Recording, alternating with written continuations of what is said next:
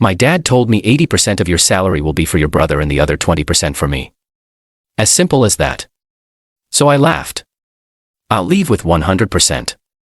The consequences? Yours to discover. Hey Reddit. He said it like he was ordering takeout. No hesitation. No shame. 80% for Rael's future. 20% for your father. It's that simple. The kitchen was quiet except for the ticking clock and the slow drip of the faucet I'd asked him to fix 3 months ago. Tomas leaned back in his chair, hands folded over his stomach like a king settling debts. Rael was somewhere down the hall, probably in bed, headphones on, scrolling through shoes he couldn't afford, at least not on the money he made himself. I looked at my father.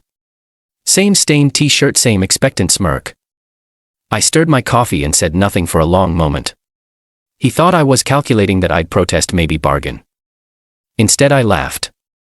It came out sharp, sudden, even surprised me. He blinked. What's funny? I wiped the corner of my eye. Nothing, I said, only that I've been giving you both the best of me for years. My time, my money, my silence. And now you think you can divide me like a grocery list to my setup. We're family. Your brother needs to go to school. I need to keep this house running. It's not that complicated, Isabella. You have more than enough. No, I said and stood. You have had more than enough. Of me. I picked up my cup and walked toward my room. Behind me his voice followed. You're being dramatic. I didn't answer. I didn't owe him the performance. In my room I opened the closet and pulled out a suitcase. Not because I was leaving tonight, but because something had shifted. Not a flare of rage, but something colder, steadier. The kind of feeling that doesn't burn out. The kind that turns into movement. I zipped it shut and left it by the door. I knew then that the next chapter of my life wouldn't be about staying. It would be about remembering when exactly I stopped asking permission to leave. The night my mother left, she promised it was temporary. She stood by the front door with a rolling suitcase, hair pulled tight, voice even tighter. Just for a few months, Mija. I'll send money. We'll get ahead. She kissed my cheek like it was a favor and not a goodbye. I was 14. Rael was 9. Thomas didn't even walk her out. Just stayed on the couch flipping channels like none of it mattered. A few months became a year, then 5. Then we stopped marking the calendar. By the time I was 16, I knew how to cook Rael's favorite breakfast, fill out his school forms, check for fevers, and keep the lights from being shut off. Thomas would call it stepping up, but it felt more like getting dragged forward while everyone else stepped back. He stopped working not long after Mom left, said his back hurt. Then it was his knees. Then it was, why should I bust my ass when your mother sends money? Eventually even the remittances slowed, and still he didn't move. At 18 I got a job folding clothes at a department store. First paycheck. Thomas held out his hand and said, we're a team here. I gave it over. Rent, groceries, cable, beer, whatever kept the house upright and him sitting down. Rael. He was the golden one. The creative one. Always needing the newest headphones, phone upgrades, shoes that cost more than my weekly hours. I tried asking Thomas if maybe Rael should contribute too. He chuckled and cracked open a beer. Let your brother live. You already had your chance. I didn't know what he meant by that. My chance at what sleep college silence. The house was small. Our walls were paper thin. I heard everything, Rael sneaking in late, Thomas talking about me like I was some stern wife instead of his daughter. Like my discipline was a flaw instead of the only reason we weren't buried in debt. I remember once standing in the hallway with a wet towel in my hands, listening to them laugh over something stupid. I felt like a ghost, still warm, still moving, but completely invisible. And even then I stayed because I thought that's what family meant. You hold the roof up no matter how hard it leans on you. But maybe I was never holding it up. Maybe I was just keeping myself under it, waiting for it to fall. That suitcase by the door. It wasn't fear anymore. It was a signal. And the next day I'd hear something that made the decision even clearer. I never meant to stay at the job that long. It started as a way out, entry-level inventory assistant at a food logistics company. I showed up early, stayed late, said thank you more than I needed to. 5 years in, I'd worked my way to logistics lead, then supervisor. By the 7th year I was overseeing regional shipments and managing people who used to call me kid. The raises came in steady steps, nothing flashy, nothing loud, but the money added up, and still I never told anyone at home. Every payday I withdrew the same amount I made back when I was 19. I handed it to Thomas in a plain envelope and let him believe that was all there was. He'd nod sometimes, gonna thank you if he was in a decent mood. Rael never asked where I worked. I don't think he even knew the name of the company. I opened a separate savings account under a different bank, a different login, one Thomas couldn't guess.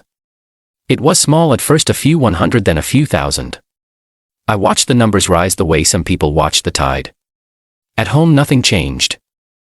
Same cracked tile, same second-hand couch, same empty promises. I started using words like overtime and cut hours when I needed space, and they never got questioned it. Maybe they didn't care enough to. I ate lunch alone most days, but on a rare break I ran into Amara from HR. We used to work the floor together before she moved up. She smiled when she saw me. Still surviving, she joked. More or less. She leaned in, more serious now. You always had a good head, but girl, you carry that family like it's a cross. I didn't answer, just chewed slower. She watched me for a second. Then you know love isn't supposed to feel like servitude. I laughed because that's what I do when things hit too deep, but it stayed with me.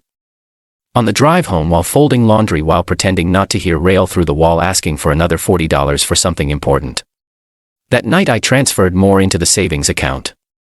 It wasn't just money I was collecting. It was options. And a few weeks later, when I accidentally left something on my desk, those options would be exposed faster than I was ready for. It was not a mistake, a small one I wouldn't usually make. I'd printed a recent pay stub for a bank verification, left it on my desk instead of sliding it into the usual folder under my mattress. I told myself I'd file it that night, but I got home late, tossed my bag on the bed and forgot. The next day Rael was waiting in the hallway, arms crossed, face flushed with something between rage and disbelief. This is what they pay you, he said, waving the paper like it was evidence of a crime. I didn't answer. He already knew. So you've been hoarding while we struggle? His voice cracked like he couldn't decide if he wanted to cry or scream. I stepped past him. That's none of your business. He followed me. You live here, don't you? You eat our food, sit on our couch, and you've been sitting on money. Before I could speak again, Thomas was at the kitchen table reading the stub himself. His eyes narrowed. This real? He asked. I nodded once. He slammed his hand down. You selfish girl. Rael wants college. I need help keeping this house up, and you're stacking cash while pretending we're scraping by. You never asked, I said quietly. You just assumed I'd stay broke for your convenience. Thomas stood, chest puffed like it used to mean something. Well, now it changes. From now on, 80% of that goes to Rael. He's got dreams, a future, and the other 20% I've earned that for keeping this family together. The silence in the room was heavy, like a lid closing on something hot. I looked at Rael. He didn't flinch. He actually looked proud. That's when it happened. Not anger, not fear, just stillness, like a clock stopping. Something inside me went quiet, not the kind of quiet that keeps the peace, the kind that builds walls. I didn't argue, didn't yell, just walked to my room and shut the door. If they thought money was control, they were about to learn what happens when the one holding the roof up finally lets go. And the next morning I opened the closet and pulled the suitcase all the way out. I packed slowly, not because I was unsure, but because I wanted to feel every fold, every click of the suitcase zipper. I wasn't just filling a bag, I was naming what was mine. Clothes I bought on clearance, a chipped mug for my first promotion, the journal no one knew I kept. I didn't take much, just enough to live. The rest I left behind, worn out blankets, hand-me-down guilt, the stories they told about who I was supposed to be. By midnight the house was still. Rael's door was shut. Thomas had passed out on the couch, the TV flashing blue light across his face. I slipped the old keys from my ring and placed them on the kitchen counter. No note. No farewell. I was almost to the door when he stirred. His eyes opened, then narrowed. Where the hell do you think you're going? I didn't stop walking. He sat up. You're abandoning your family. That word again. Family, like it was supposed to tether me. I turned the knob, then looked at him over my shoulder. No. I'm releasing myself from the idea that I ever had one. He stood unsteady but angry. You'll come crawling back. Don't think we'll be here waiting. I didn't answer. The air outside was cool, not dramatic. No storm, no sirens, just the soft thud of my boots on the driveway and the night breathing steady around me. I drove to the small studio I'd already paid first and last month's rent for a quiet corner unit above a shuttered bakery. The stairs creaked and the walls needed paint, but the space was mine. I set my suitcase down, sat on the floor and leaned against the wall. No one yelling from the other room. No one asking where the money was. Just silence. Not the kind I used to fear, but the kind that finally gave me room to hear myself think. The next morning I bought a real mattress. Nothing fancy, just one that didn't sag in the middle. I made coffee in a cheap drip machine and drank it on the floor. It tasted like something I had known I missed. That night, for the first time in years, I slept without waking once. And 3 months later, when the phone rang close to midnight, I almost didn't answer. It was 11:04 p.m. I was brushing my teeth, half listening to an old playlist humming from the corner speaker, when the phone rang. Unknown number, but something about the timing told me exactly who it was. I let it go to voicemail, then it rang again. Answer on the third call. Iselariel's voice was tight, desperate. "Please don't hang up." I didn't say anything. "We're getting evicted," he rushed. "The notice is final. They're coming Monday." We thought we had more time, but his voice cracked. "We don't have anywhere to go." I sat down on the edge of my bed, towel still around my neck. "Please," he said again. "You have money. Just help us cover this month. After that we'll figure it out." A pause. Then another voice grabbed the phone. "Thomas, you think you can just walk out and leave us to drown?" His voice was full of the same fire he used when I was late with dinner or didn't fold the towels the way he liked. "We gave you a home, a roof, a family. You owe us." I almost laughed. Not because it was funny, but because the lie was so worn down it couldn't hold its shape anymore. "I bought the food," I said. "I paid the bills. That roof. It stayed up because I kept handing you my paycheck and shutting my mouth." He tried to cut in, but I kept going. "You gave me silence. You gave me shame. You gave me a 100 reasons to leave and not one to come back." There was a beat of stunned quiet. "You're not like this," Rail whispered in the background. "You've always been the one who held it together." "Exactly," I said. "I held it. Now you learn what happens when I let go." And then I hung up. The silence afterward didn't feel cruel. It felt earned. And 2 weeks later, when another call came, this time from Texas, I didn't recognize the number until I heard her voice. The voice was older than I remembered, slower but still sharp around the edges, like time had softened her but not changed her. "Isla," she said. "It's your mother." I didn't say anything. She sighed. "I heard what happened. Thomas and Rael. They told me." "How could you leave them like that?" My jaw clenched. "You want to know how? Don't get defensive." She cut in. I'm trying to understand." "They're your family." "No," I said. "They were your family. I was the fill in the backup plan when you left and never came back." She went quiet for a moment. Then, with forced calm, "I had to leave. You know that. I did it for us." "You did it for money," I said. "And maybe that was fair. But you didn't call for birthdays. You didn't come back when roll failed 2 grades or when I got pneumonia. You didn't ask if I was okay. You asked if the bills were paid." "That's not true." "It is," I said, "and I did everything you asked. I kept the house together. I stayed when I shouldn't have. I raised him while Dad drank, and you sent checks with no return address. And now you want to ask me why I left." She breathed in sharply. "Still, you should have stayed." Those words hit harder than the silence before them, not because they surprised me, but because they didn't.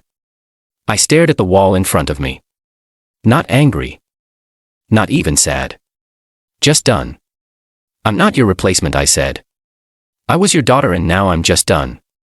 I didn't wait for the rest. I ended the call. Then I pulled up her number, pressed down on the contact, and hit block. There was no satisfaction. No rush of power. Just the quiet relief of one less weight I had to carry. Later that night I made tea. I sat by the window with the curtain open, watching the street lights blink on. And when I got into bed, I slept with both arms above the blankets, like I didn't need to guard anything anymore. In the morning I checked my savings account. I moved a little into my travel fund. I'd been thinking about Oregon. And exactly 1 year from the night I walked out, I would finally answer the question I'd been afraid to ask. What does a life feel like when it actually belongs to you? It's been a year. Roll works at a tire shop during the day and delivers groceries at night. Thomas drives for Uber in the mornings and naps through the afternoons. They move to a smaller apartment near the bus depot. No backyard, no couch, no beer fridge, just walls and rent due. I don't know this because I asked. I know it because silence doesn't stop people from posting. The updates come like little postcards. I never requested a tag photo here, a complaint thread there. They're surviving now. Not because they changed, but because they had no choice. Me, I still live in the studio over the bakery. The paint is still peeling, but the books on my shelf are mine. So are the mornings, slow and soft, filled with lavender tea and sun spilling through the curtain. I added more plants. They don't talk back. They don't demand anything. They just grow when I water them. On Sundays I walk to the farmer's market, pick out vegetables. I don't always know how to cook and eat breakfast alone without explaining why that's enough. I don't go home for holidays. I don't send updates.